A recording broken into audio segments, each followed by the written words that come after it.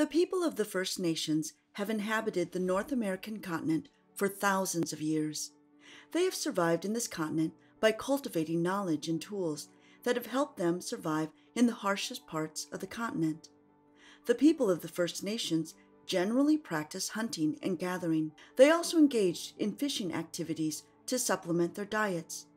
For many centuries, the First Nations were nomadic people. They moved around the continent's vast prairies and plains in pursuit of game and in response to the change of seasons. In this Liber-Tea episode, we will be discussing the history of the people of the First Nations of Canada. The term people of the First Nations describe Canada's Aboriginal people who are not Inuits or Métis. For the thousands of years that these people occupied Canada, they would satisfy their spiritual and material needs using the natural resources that surrounded them. The people of the First Nations are categorized into 6 groups. The Woodlands First Nations resided in the eastern part of Canada in the country's dense boreal forests. The Plains First Nations lived in Canada's grasslands. Iroquoian First Nations inhabited Canada's southernmost region with fertile soils suitable for cultivating crops such as squash, beans, and corn. The Plateau First Nations inhabited regions whose geography ranged from high mountains to semi-desert conditions to dense forests in the northern parts of Canada. Pacific Coast First Nations lived along the Pacific coast. They fished and had abundant amounts of shellfish and salmon. They also benefited from the region's gigantic red cedar, which they used for construction. The First Nations of the Yukon and Mackenzie River basins inhabited the land characterized by a harsh environment, including swampy terrain, dark forests, and barren lands. First Nations had defined territories. They inhabited and moved freely to find sustenance. While most First Nations were nomadic, some lived as permanent residents. The Pacific Coast First Nations are a good example of native Indians who built permanent houses. The Iroquois and the Huron were avid farmers who settled in the rich, fertile lands of what we now refer to as southern Ontario. Because the First Nations of the Plains, Woodlands, and the Mackenzie and Yukon River basins led a nomadic lifestyle, they constructed residences that could be assembled easily or those that were portable. Traditional First Nation societies were self-governed and had an elaborate social structure. The structure of many First Nations communities had elected chiefs, councils, and elders.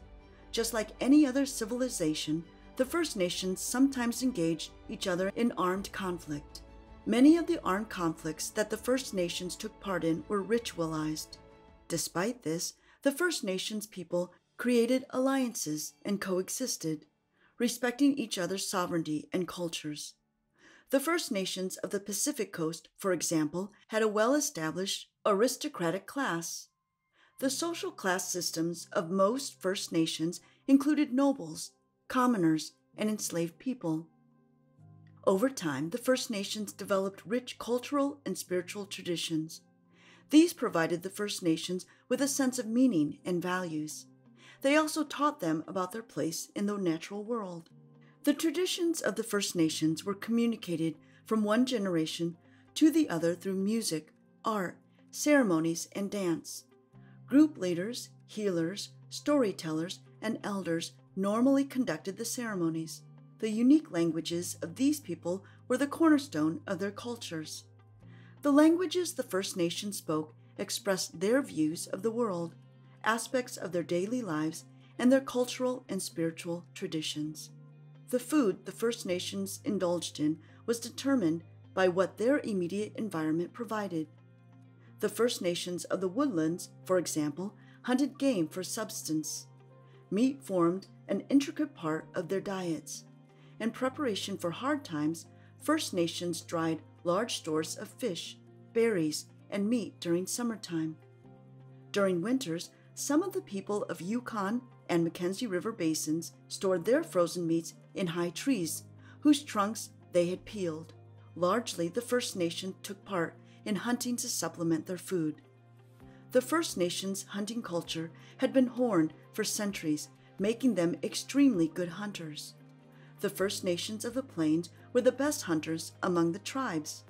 They undertook communal hunts in June, July, and August when the bison were fat and their meat prime. Those who practiced farming moved to new farming lands after some time. This enabled exhausted lands to rejuvenate.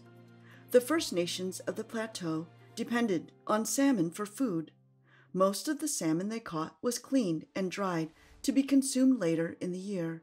The First Nations who lived along the coast benefited from the ocean's vast food resources. The Nucha-Nulth and the Haidai hunted sea otters and sea lions for food. They used harpoons during their hunting escapades. The Nucha-Bul engaged in the most fascinating marine hunt, whale hunting. Their pursuit of whales in their whaling canoes was a dangerous but exhilarating activity. The First Nations transported their goods using canoes and human carriers. The canoes they constructed were made from different materials depending on their location. For example, the First Nations of the woodlands made their canoes out of birch bark, while the Haudenosaunee built some canoes. They mainly traveled on land. Additionally, they were very good runners and could cover long distances in a short period. When Europeans introduced the horse to the First Nations of the Plains, it took them little time to be skillful riders. Shortly after introducing the horse to the First Nations of the Plains, the horse became essential to their culture. The people of the First Nations had occupied the North American continent for millennia before the arrival of Europeans.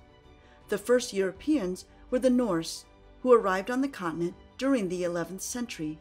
However, the NORSE explorers were always moving westwards towards Greenland and Iceland. During the 1500s, Europeans returned to the continent and made permanent residence. The Europeans were primarily interested in exploiting the vast resources of the New World. Soon, the Europeans had established a competing network of colonies across the continent. In North America, the French and the English were the main powers. After cementing their influence in the continent, the two powers began forging alliances with the First Nations to advance their economic interests. The First Nations were not entirely happy with the new settlers. The First Nations of the Plains constantly attacked European settlers who tried to inhabit their lands. In 1701, 40 First Nations and France signed a peace treaty known as the MONTREAL Treaty, in which the First Nations promised not to attack European settlers who lived on the plains. The agreement also provided for the sharing of their lands. The arrival of the Europeans had a tremendous effect on the lives of the people of the First Nations. The new settlers implemented many disadvantageous laws on the First Nations and ignored them for many years. The Europeans also brought to the First Nations diseases that were alien to them. This caused widespread loss of life among the First Nations. Even today, the First Nations people continue to suffer due to the historical injustices that European settlers occasioned upon them. Thank you for listening to this wonderful historical discussion among the history of the First Nations. We hope you have learned and enjoyed the discussion. Kindly like, share, and subscribe to the Liber-Tea channel for more discussions on historical events around the world.